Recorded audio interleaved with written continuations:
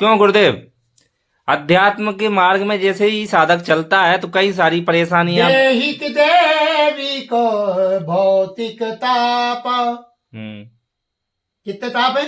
3 ताप है। अच्छा 6 ताप नहीं है? दैहिक दैविक भौतिक 3 ही तो हुए। अच्छा सूक्ष्म के कहाँ जाएंगे? हाँ, सूक्ष्म मन के। आधि दैविक, आधि भौतिक और आध्यात्मिक। 3 तो ये हो गए। और ये बाहर के हैं, ये तो काया के दैहिक दैविक भौतिक ताप।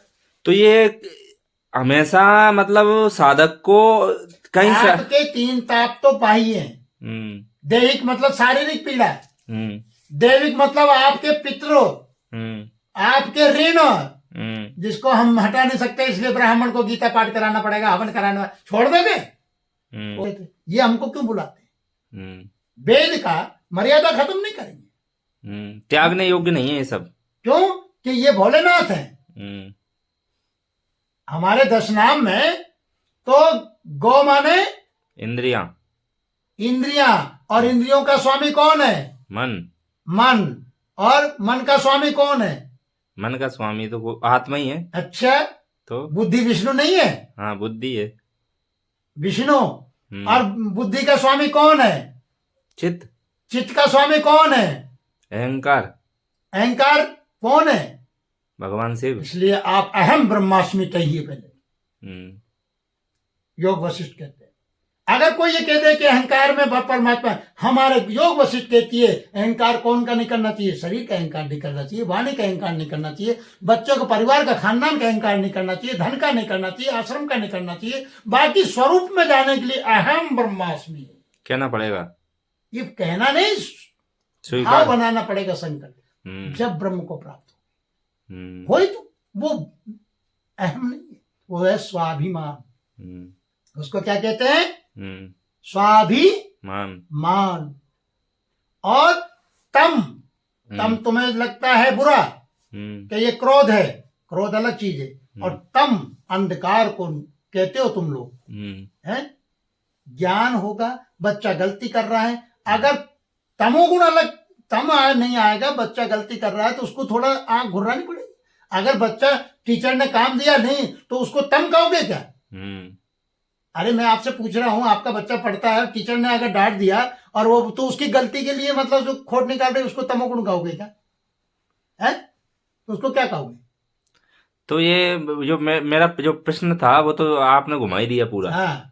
मैं कह रहा हूं जैसे जैसे साधक साधना में चलता है तो कई सारी विपत्तियां, समस्याएं। विपत्ति समस्याएं कुछ नहीं है, तुम्हारी धारणा है। तुम भौतिक में इंद्रियों को देख रहे हो और वहां तुम पहचान नहीं पा रहे, इसलिए तुमने साइक्लिक मान लिया कि ये प्रतिकूलता मेरे को, जबकि वो प्रतिकूल जो घट रहा है वो तुम्हारे विचारों में मान्यता है, पकड़ होगी।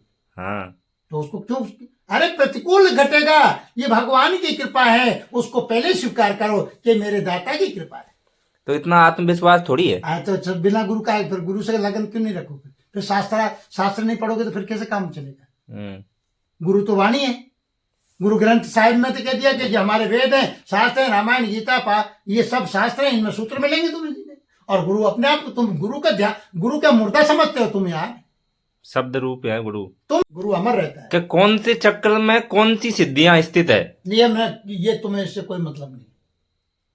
लोग ना कोई मतलब ही नहीं, तुम्हारे काम की नहीं है। अच्छा देखो, कंठ चक्र जब विशुद्ध चक्र खुलेगा तो आपको मतलब जो है, जो पंडित जो है तो 16 ढेरी लगाते हैं।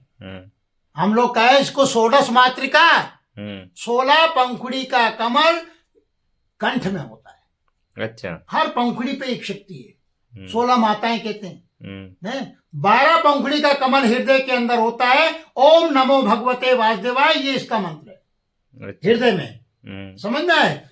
10 पंखुड़ी का कमल यहां होता है तो दत्तात्रेय भगवान का माना जाता है, नाभि कमल के अंदर। और इसको 10 नामी हम हमारे जो है तो 10 अक्षर होते हैं और शक्ति उपासक होते हैं, उसको निर्वाण मंत्र भी कहते हैं। ओम ऐम ह्रीम क्लीम चामुंडाय विच्चे, ये निर्वाण मंत्र। अच्छा। आगे सुन। 6 पंखुड़ी का कमल, ये पोते जो होते हैं माताओं के, यहां ब्रह्मा होता है और यहां सावित्री होती है नाड़ी, और यहां बच्चा रहता है नाभि के नीचे, पोते बोलते हैं इनको। और माताओं के जो अंडकोश अपन कहते हैं, बाहर पुरुष के लिंग और बाहर होता है, और अंडकोश बाहर होते हैं, ये तो मतलब जो है तो मूल आधार से संबंध रखता है, है? पर यहाँ 6 पंखुड़ी का कमल, इसके अलग अलग अक्षर भी हैं शिव पुराण में। नहीं, बहुत से जो चक्र ये है मेन तो रिद्धि सिद्धि का। कौन सा? नाभि चक्र। मेन तो गुदा चक्र है। आदि गणेश बुद्धि रिद्धि सिद्धि बुद्धि का दाता तो है। और यहाँ जो होता है ये ब्रह्मा और सावित्री का होता है, क्योंकि जो भी आपको जिब्या पर रस आता है ये स्वादिष्ठान चक्र से आता है। जिब्या पे हर कोई यहाँ से ऑटोमेटिक है, चाहे बच्चा हो बच्ची हो चाहे चक्र जागृत हो, मतलब जिब्या पर जो रस आता है वो स्वादिष्ठान से आता है। अच्छा, आगे ये मणिपुर है। तो क्यों ऐसा बोलते हैं? योगी अपनी सुरत को ऊपर चढ़ा के कोई से भी लोक में जा सकता है। योगी सहज भाव से पूरे ब्रह्मांड में जा सकता है, आपके भीतर घूम सकता है, बाहर भी जा सकता है। काया से बाहर? काया से बाहर जा ही नहीं। सूरत माइंड एब्सेंट और बॉडी प्रेजेंट। तुम यहाँ से अभी यार घर देख लो, तुम्हारा ध्यान सुरती भेज के तुम्हारे बच्चे देख लो। ये तो कल्पना हुई ना। कल्पना कैसे हुई? सुरती पहुंच जाती है तो वो कल्पना है। वो तो अरे कल्पना नहीं है, सुरती कहीं भी चली जाती है बिना कल्पना के। नहीं, मैं ध्यान में कह रहा हूँ। ध्यान तो तू सुरती कहीं भी चली जाती, बात को समझो। बार बार रोकना पड़ेगा, सुरती कहीं भी चली जाएगी, उसको रोक नहीं सकते तुम।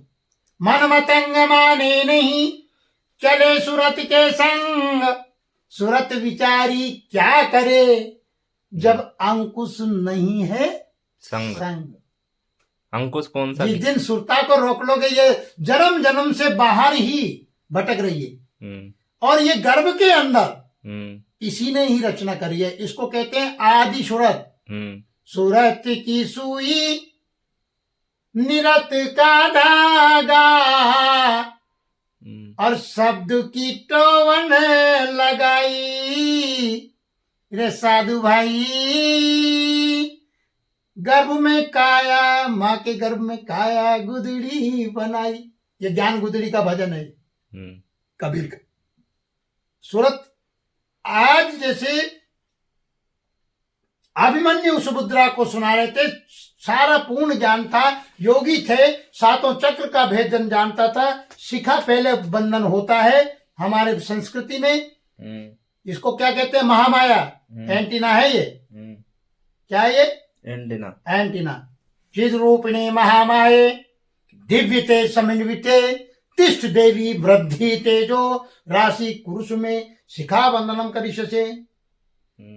संकल्प कर लेंगे हम लोग। आज संकल्प किया था कौन ने किया था? चाणक्य ने। ये जैसे जैसे साधना करता है तो ये संसार नीरस क्यों लगने लग जाता है? अरे यार नीरस लगेगा जब तुम्हें सत्य समझ में आएगा, भोग मतलब जो तो आसक्ति छूटेगी।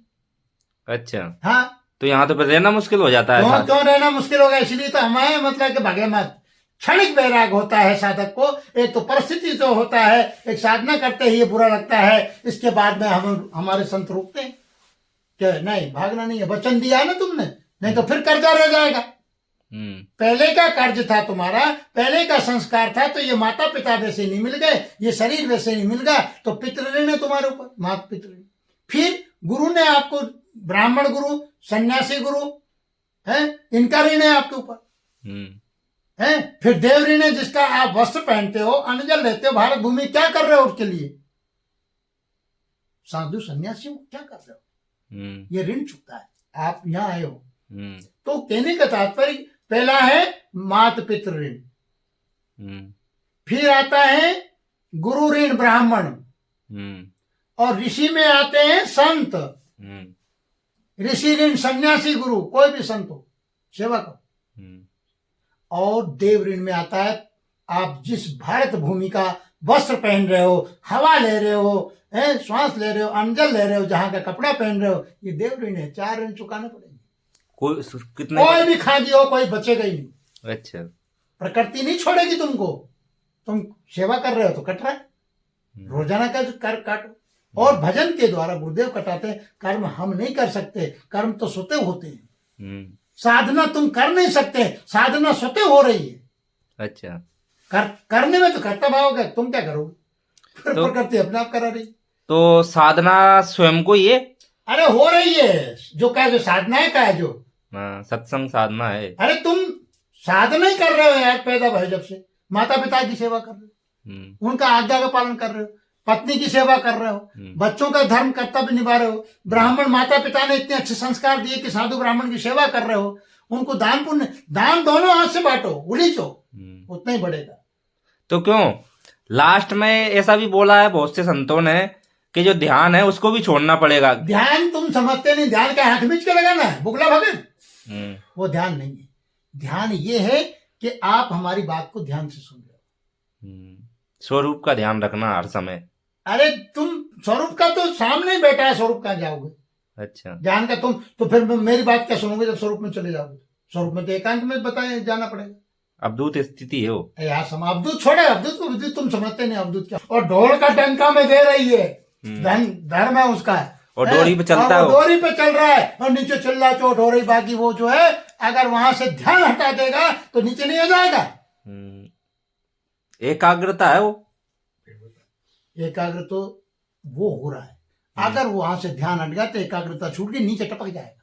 तो त्राटक क्या है फिर गुरुदेव? त्राटक का मतलब एक टक देखना। अगर तुमने कांच शीशा नाई की दुकान पे 5 मिनट भी देखते तो आपका चित्त को अशांति हो जाएगी। त्राटक अशांति है, अशांति है। बहुत से बता रहे हैं कुंडली जागरण कर लो तुम योग को प्राप्त हो जाओगे, वो नहीं समझते हैं, क्योंकि झिलती नहीं है शक्ति, समर्थ गुरु नहीं हो जब तक कुंडल नहीं जागरण। अच्छा, पागल हो जाता है, स्वाभाविक घटना है, पागल हो जाता है। अच्छा, मुझे मेरे गुरु ने जगाई और जब क्रिया कर ली, इसके बाद में संत गुरु समर्थ होता है। गुरु चल रहा है, उन्होंने कहा बेटा अब मुझे मत याद करना, मैं हिमालय जा रहा हूँ। गिरी थे रामदयाल गिरी महंत। चक्र साधना जो कर रहे हैं वो स्वतः होती है, तुम्हें पता ही नहीं चलेगा गुरु कृपा से अपने आप को। हर नारी का कोई ना कोई चक्र जागृत रहता है, हर व्यक्ति का कोई ना कोई चक्र जागृत रहता है, वो कब जागृत हो जाए तुम्हें पता नहीं लगता। हाँ। ऐसा हो ही नहीं सकता, हर आदमी का कोई ना कोई 1-2 चक्र जागृत होते हैं जो वो ज्यादा विलक्षण होता है। नहीं, पूर्व जन्म की साधना भी लेके, पूर्व जन्म की साधना वाधना छोड़ो। अच्छा, ये तो योगा करती है, परिश्रम करते हैं, जिसमें हो जाता है। अच्छा, हो जाता है, तो पता ही नहीं लगता उनको। मैं ये कह रहा हूँ जैसे ही ये स्वरूप में स्थित हो जाता है एक बार, हाँ। तो फिर संसार में थोड़ी आता होगा। कौन? योगी संत। योगी संसार में नहीं आएगा तो काहे के लिए जीवों को तारने आएगा? मुनिंद्र मुनि आए, कितनी बार आ गए? नहीं, स्वयं की इच्छा से आते हैं। स्वयं की वहां से आदेश होता है, और यही आता ना जाता यही रहता है, नाम पलट के प्रकट हो जाते हैं। चूतिया हो तुम। अच्छा, कहां से आएगा? हाँ। हिमालय यहीं भर रहा है, समाधि तो वहां लग रही है, वहां तो मतलब केवल सूक्ष्म शरीर जाता है, बाकी महापुरुष यहीं बैठे हैं। अच्छा। और जो कि तो रहते हैं तुम्हें दिखेंगे नहीं। अच्छा, तुम्हें दिखते नहीं। वो संकल्प, हमारे एक ऋषि थे अभी मौजूद है, वो कहते थे भैया तू मेरे पीछे चल रहा है, सुबह से रोटी नहीं खाई तेने यार, ब्राह्मण है, ऐसा ब्राह्मण मुझे कहाँ मिलेगा? वहां पता लग गई उनको, वो होते हैं महापुरुष। चित्र दे दो कुछ भी। तो कुछ लोग ये भी तो बोलते हैं जब तक नाम और सार शब्द को नहीं जाना तब तक तो मुक्त हो ही नहीं सकते। उनकी वो कुछ भी कह रहे हैं। सार शब्द किसको कहते हैं? किसको कहते हैं? साधु ऐसा चाहिए जैसा सूप सुभाए, सार सार को गहीरे थोता दे उड़ाए। तो फिर सार तो हर जगह मिलेगी। नहीं, वो अलग सार। अरे वो कहाँ की सार, तुम बेकार। सार का मतलब समझो आप, सार यानी महत्वपूर्ण चीज। सार तुम छांट लो यार, कचरा पट्टी छोड़ दो, तुम्हारी वाणी में सार तो हर जगह पड़ी। अच्छा, पर तुम्हारे परखने की दृष्टि तो हो। सत्य सत्य को परखने की कि यार ये कौन है, इससे वचन में देख लो, हर जगह सार की जरूरत है।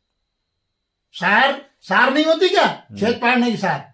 बाकी पारख, परख, पारख का मतलब परखी, परखना। और गुरु आपको विवेक देगा, विचार देगा। जब तक मनन करो, चिंतन करो कि सामने वाला क्या कह रहा है, और हम परखते नहीं है तो धोखा खा जाते हैं। तो ये हर किसी की बातों में लग जाते हैं, वचनों में परख लेते हैं। पत्नी क्या कह रही है, बच्चे क्या कह रहे हैं, आप क्या कह रहे हो, सार बात पर ध्यान दो। 50 बात कही, उनमें से आपको निश्चय करना है कि पहला काम कर्तव्य कौन सा है। कर्तव्य दीक्षाम समत्व शिक्षाम भिक्षाम देही भिक्षाम देही है। तो हमें गुरुदेव से मांगते हैं कि हमें कर्तव्य की दीक्षा दो, है, और समत्व शिक्षा, हम सारी शिक्षाओं का बोध हो, ऐसी गुरु कृपा से करो, और फिर गुरु शरणम। तो क्यों गुरुदेव, ये स्वयं अपनी इच्छा से जाएगा जब भी जाएगा? देखो, हाँ, आता भी अपनी इच्छा से तो आज भी जाता ही अपनी इच्छा से। तो कहाँ उड़ जाएगा ये ये तो अपने तुम्हारे ऊपर है कि तुम कहाँ के जाओगे। तुम भजन सुमरन नहीं कर रहे, आंख फटी रह गई तो रामायण में लेख है और शास्त्रों में बड़ा पड़ा है कि भूत खाने में जाओगे। अच्छा, अगर आंख फटी रह गई, कान में से ब्लड आ गया तो समझ लो मेरे गुरुजी कहते थे कि जाओ इस मुर्दे को देख के बता मुरारी कि ये किस खाने में चला गया। अच्छा, गिरी महाराज जी कहते थे। तो आप तो सब बता देते होंगे। सब बता दे, हम तो मुर्दा देख के बता दे। अच्छा, तो योगी कहाँ उड़ जाएगा 10वें द्वार से? कौन योगी संत? योगी जाएगा, यहाँ से ब्लड हो जाएगा, योगी का भी तालुआ फटेगा तभी तो जाएगा। अच्छा, और ये है मेन महामाया का केंद्र, चोटी। छोटी। मन कृष्ण है, अच्छा। बुद्धि विष्णु है, बात समझ रहे हो। और चित्त भगवान शिव। वो हाँ चित्त वही है सूक्ष्म, है ना। अब मन बुद्धि और चित्त यानी सृष्टि को रचने वाला ब्रह्मा विधि विधान बताए तो आपका मन और बुद्धि विष्णु, ज्ञान उसको हुआ, वेद ब्रह्मा ने पढ़े। आज आपको वेद पढ़ाएंगे तो महाराज को ज्ञान होगा, मैं महाराज की सुनूंगा मुझे ज्ञान होगा। हमारी दोनों की चर्चा आप सुन रहे, आपको ज्ञान होगा तो आप विष्णु स्वरूप हमको पता नहीं रहेगा हम क्या बोल गए। क्योंकि आदि काल में जब वेद निकले तो वेद कौन थे? ये 4 पुरुष रूप में भोले बाबा ने समुद्र के अंदर मतलब कह दिया तुम जाओ निवास करो। तो क्यों एक जगह ये बोला है वेद मेरा भेद है मैं वेदों में नाही। इधर सुनिए, बिल्कुल उसने अपने विचार से कह दिया हाँ कि वेद मेरा भेद है मैं वेदों में नहीं। इसका मतलब समझ रहे हो कि इसमें चेतन आत्मा नहीं है। हाँ। ईश्वर अंश जीव अविनाशी चेतन अमल सहज सुख राशि खजाना है। पर ये वेद लिखा किसने? गुरु कृपा से, ब्राह्मण गुरु माता पिता गुरु और संतों के आशीर्वाद से ये भविष्य पुराण किसने लिखा? बाकी इसमें चेतन आत्मा है क्या? तो वो वाणी क्या कह रही है? वेद मेरा भेद है। तब भेद जब जानेगा जब ना, जब ज्ञान ही नहीं है भाई पंचांग को रामायण को जैसे स्वामी जी बता रहे हैं तो क्या जाने को पर वो भेद। भेद का मतलब उसका रहस्य, उस चौपाई क्या कह रही है? एक चौपाई के अनंत अर्थ है, पूरा जीवन निकल जाए आप। तो ये तो विराट है ना, इसमें तो उलझन है। उलझन कैसे? तुम्हारे मन में उलझन है, हमारे संतों को उलझन है क्या? रामायण में उलझन है? नहीं, वेद पढ़ पढ़ के वो। ये तुम्हारा काम नहीं है चेलों का, ये ब्राह्मण का काम है, सन्यासी का काम है। हम क्या देंगे आपको ज्ञान? अगर वेद का अध्ययन नहीं करेंगे, वेद को पुनः पुनः देखो बार बार, तो आपकी सुरती, आपका मन शुद्ध होगा। कैसा भी कोई भी रामायण पढ़ो, गीता पढ़ो, पढ़ना चाहिए। वेद की एक एक ऋचा वो आपको शुद्ध करेगी। बार बार पुनः पुनः देखो, गीता कहती है। तो अष्टावक्र गीता में तो ये बोला है कि स्वयं को आत्मा स्वीकार कर लो। अष्टावक्र गीता कह रही है जब पात्र को देख लिया कि अब इसको इतनी सी टल्ली देनी है, तब इसमें अटक गई। वेद से भेद ले लिया, चल दिए, बाकी चित्त को शांति नहीं मिल रही, संदेह दूर नहीं हो रहा। जब तक वेद को हटाओगे नहीं, जब तक बिल्कुल शांत नहीं होगा मन। अगर तुम मन में अगर मंत्र जपते रहे श्वास में, तो उसका मतलब मन काम कर रहा है, मन लीन नहीं हो रहा, बुद्धि विचार कर रही है। बिल्कुल कोई मंत्र जाप नहीं करना। मंत्र कब करना है? मंत्र जाप मम दृढ़ विश्वास है। अब ये बोला जा रहा है, ये क्या हो रहा है? ये जप हो रहा है, वाणी से आप तक जा रही ध्वनि, पूरे वायुमंडल में जा रही। इसको कहते हैं क्षर। बोला खत्म हो गया, पर खत्म नहीं हुआ है। किसी ने कह दिया कि क्षर अक्षर दोनों से न्यारा तो कहा है, पर कोई वाणी का नाश नहीं होता है। अच्छा, वायुमंडल के अंदर ये गूंजता है। बाकी नकारात्मक ऊर्जा को खत्म करेगा, और नकारात्मक ऊर्जा जब बढ़ जाती है तो उसके लिए हमारे ध्वनि प्रदूषण के लिए आज साउंड लगाया जाता है। रामचरितमानस का पाठ हो या वेदों का, इसलिए ताकि जहां तक आवाज जाए वहां तक सकारात्मक ऊर्जा के लिए। सकारात्मक वो भूत प्रेत जो मर गए उनके जल तुमने जला कर खाक कर दिया, पर वो घूम कहाँ रहे हैं, वो ऊर्जा कहाँ घूम रही है, अब वो शुद्ध होगी। पाठ जब चल रहा है तो इसकी ध्वनि से वो जीव के अंदर से जो है सूक्ष्म शरीर जो प्राण घूम रहे हैं 7 परतें ऊपर, वो शुद्ध होकर के जागृति आएगी, फिर वो अन्न जल के द्वारा बिंद बन करके फिर गर्भ में जाएगा। तो ये जप तप ध्यान पूजा सब करना चाहिए, सब त्यागने योग्य नहीं है। नहीं, कोई चीज त्यागने योग्य नहीं। भगवान वो तो हमने, भगवान ने नहीं कहा, साधक की स्टेज देके हम कहेंगे इससे आगे चलो, त्यागना नहीं है। इसको आगे की डाल पकड़ा रहे ना, एक डाल दिख गई, अब आपको भाई मत रहो, गुरु कहेगा इस डाल को छोड़ करके पूरा अभ्यास हो गया तो बांद्रा फट दूसरी डाल पर चला जाए, लक्ष्य होता है उसका। तो आगे का पूरा धीरे धीरे है, तो स्टेज बाय स्टेज चलाना है। और अनुभवी जो गुरु होता है, सन्यासी होता है, वो समझता है कि ये कहाँ किसके अंदर में अटक रहा है अभी, इसको कैसे चलाना है। इसलिए हर किसी की मत बिना विचारे कह देते हैं। आज देखिए, मैं आपसे निवेदन कर रहा हूं, क्या बोले थे आप, क्या मानव जीवन क्यों मिला, मनुष्य योनि क्यों मिली? नहीं, वो बता दिया ना, वो तो मैंने अभी नहीं बताया पूरा। अच्छा, भोग में अटक रहे हो तुम, क्योंकि जन्म जन्म के ये माता पिता के 5 तत्व तुम्हारे में थोड़ी हैं। रज और बिंद से मिला है 5 तत्व से, 5 तत्व 3 गुण में हंसा आन पड़ी है गांठ, और इसका भेद जाने बिना इत उत पटको मात। जय हो, जय हो। ये सुरती गई, माता पिता की शादी हुई, फिर गुरु ने और सन्यासी महापुरुषों ने बताया गृहस्थ में कैसे रहना चाहिए। गृहस्थ के 7 वचन आपने दिए, 5 आपको लाडी ने दिए, उनका पालन कर रहे हो आप, जो माता पिता। फिर कायिक, वाचिक और मानसिक विचार भी अगर किसी के प्रति राग द्वेष नहीं आना चाहिए, चाहे वो आपका शत्रु भाव भी रखता हो। अच्छा, सत्य ये है त्याग। आपका भाई बंद कुटुंब कबीला कोई भी हो, अगर तुम्हारे साथ वो धोखा कर रहा है तो तुम्हें लग रहा है, बाकी नहीं, उसको क्षमा करो। अगर तुम्हें ईश्वर को पाना है, सिया राम में सब जग जन देखना है, तो आप उसको कहो कि उन्होंने कहा भगवान इसको सद्बुद्धि दे। आप उसके लिए ऐसा मत बोलो कि इसका सर्वनाश हो जाए। सही बात है। तो क्यों अध्यात्म क्या है फिर? आध्यात्म ताप है। हाँ। जब साधक चलता है तो आध्यात्मिक ताप बढ़ जाता है, उसको बेचैनी होती। जैसे दिन की गुरु कृपा देखो, आप सूक्ष्म से चल रहा है, उसके साथ तुम्हें जुड़ गया और मेरे पास लिया है। क्यों?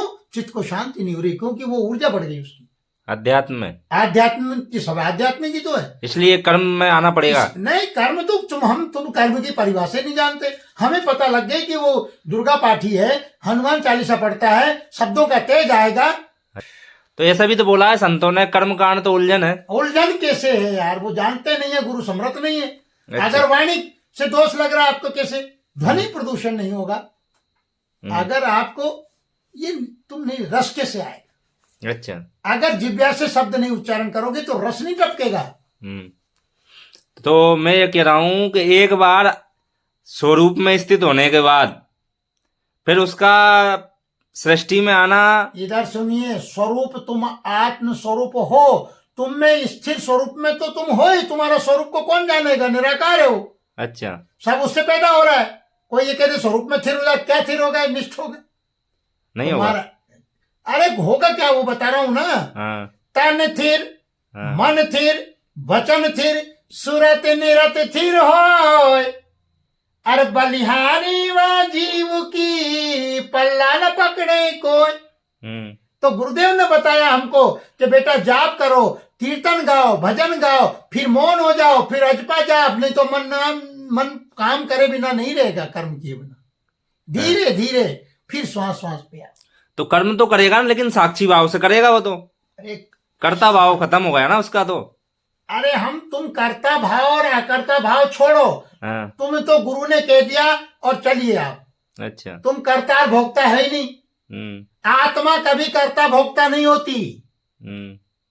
होती है क्या? नहीं होती ना। तो फिर तुम कर्ता भोक्ता कैसे मान रहे हो? नहीं, बहुत से तुम विचार करो कि जब आत्मा कर्ता न भोक्ता होती, आत्मा गर्भ नहीं भोगती, आत्मा जाती नहीं है, आत्मा आती नहीं है, वो सर्वव्यापी है, तो जीव गर्भ भोगता है, जीव आता जाता है। जीव आता जाता है। हाँ। अच्छा। ईश्वर अंश जीव अविनाशी। माँ और पिता ने अन्न खाया, कर्म किया, कर्म से मतलब यज्ञ किया, और यज्ञ से मतलब बरसात हुई, और बरसात से मतलब जो अन्न पैदा होता है, और अन्न को जो पान किया, फल लिए, जूस लिया, गंगा जल लिया, तो उससे रस बना, और रस के बाद में बिंद बना, और बिंद उधर रज बना, और दोनों ने मानस मतलब जो सृष्टि रची है आज भी मानसिक है। अच्छा, जब मैंने कहा तो ये जो जितनी भी जब तब पूजा ध्यान है, इसमें तो ऊर्जा बढ़ जाती है व्यक्ति की। तो हम जैसे काय के लिए हैं, फिर अच्छा, ऊर्जा बढ़ जाती, तो हम काय के लिए हैं? तो ध्यान लगा के हम तुम्हें आसन बताएं, कुछ नहीं करना, और शक्तिशाली आसन होता है। गणेश के कितने आसन होते हैं? गणेश कहाँ रहता है? अनघड़िया देवा तेरी कौन करेगा सेवा, अरे घड़े देवों को दुनिया पूजे, अनघड़िया देवा तेरी संत करेंगे सेवा। कुंडलिनी शक्ति का एक जत्था होता है। कुंडलिनी शक्ति, कुंडलिनी शक्ति का मूल गुदार अंडकोश के नीचे जो नसें होती है ना, उसको ये जगाते हैं ऊर्ध्वमुखी करके। राम आत्मा रामचंद्र है, सुमति जानकी सीता है। राम आत्मा रामचंद्र है, और सुमति जानकी सीता है। मन रावण को मार जिन्होंने, तन का दशहरा जीता है। जय हो।